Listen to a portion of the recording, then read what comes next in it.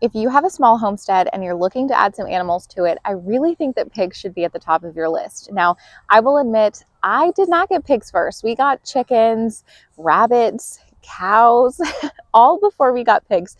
But now that we've had our pigs for a couple of months, I really wish we had done it sooner. And I think that they are great for a small homestead.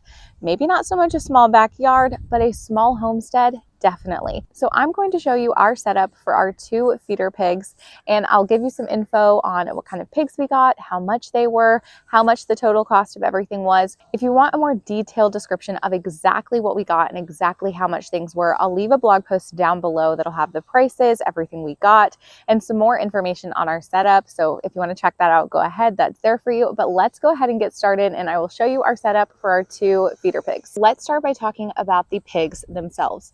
We chose to go with 2 female blue butt pigs. They grow really fast. They provide a lot of meat.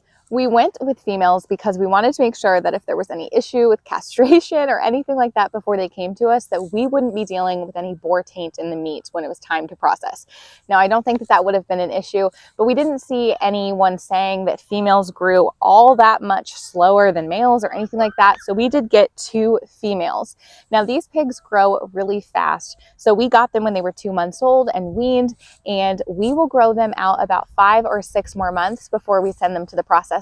So that's it. 5 months of work on your homestead and you can have meat to fill your freezer. This is definitely a really fast growing meat source, and it's something that can be pretty sustainable as well because they're eating lots of scraps from the kitchen and they're converting that feed pretty well to pounds of meat. Now, we paid $200 for the pair of them, which I think is pretty standard, but let me know in the comments if you paid more, if you paid less, or what you're looking at in your area if you were to get a pair of pigs. So let's talk a little bit more about their setup because that's what you're here for. So for this entire setup for them, the panels, the chargers, everything that we would need to get set up with them and keep them safe in this enclosure, it was around $500. Now that is going to be different depending on what materials you have on hand. We had a couple things on hand, not a lot, but a couple. But it's going to depend on what you have on hand, what prices are in your area, things like that. But we got these guys completely set up for around $500. So to be honest,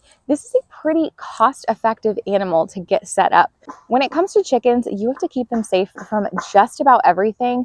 Pigs are a lot simpler in that regard. I would say that when it comes to building our chicken tractor and putting together this pig pen, the cost is very similar. However, it's a lot simpler to put this pig pen together and it happened a lot quicker. And the setup for the pigs is very simple. So basically what we have is we have a 16 by 32 foot area with T-post and hog panels and some electric wire inside of those hog panels. Now we put the electric inside because we've got kids. I know a lot of people were saying, oh, you don't need the hog panels if you've got the electric. I've got little kids that are sure to come touch this electric wire, no matter how many times I tell them that it's hot, and I just didn't feel like dealing with that. So we do have the hog panels on the outside of the electric just to keep our kiddos safe. Now this space was grass before they got on it and they have completely rooted it up, but I will say because of that electric wire, they are definitely not pushing on the hog panels. They're not able to root under, they're not able to get out. Another thing that they're going to need is food and water. This is something that is really simple to get set up. We just use this blue drum that we already had and put a watering kit on the bottom of it. We leave it open so it's easy for us to refill. We'll probably add a brick inside or put it up on top of some bricks because they are able to kind of push it over and then we've got to refill it.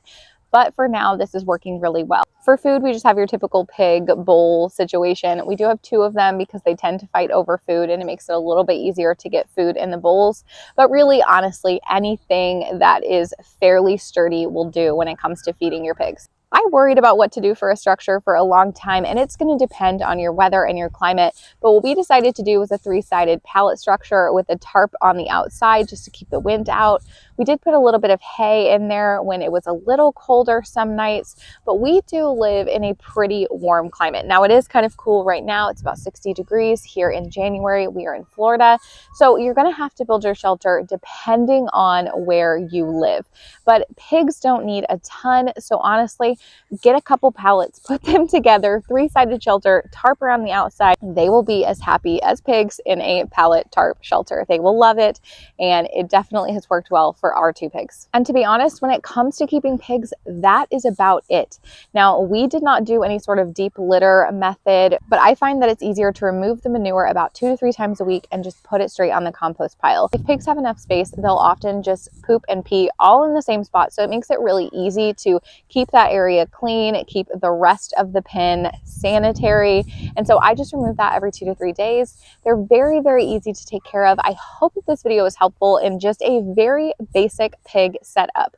I know that this might seem like, oh, wow, there was not a lot of info here, but that's because your pigs don't need a lot to be happy. Food, water, shelter, a place to kind of run around, some kitchen scraps, and a way for them to stay inside and stay safe, keep your garden safe, all of those things. Go ahead and check that blog post. There's going to be a lot more information there on exactly the products that we decided to go with. I hope that that'll be helpful for you. And until next time, I will see you in the next video.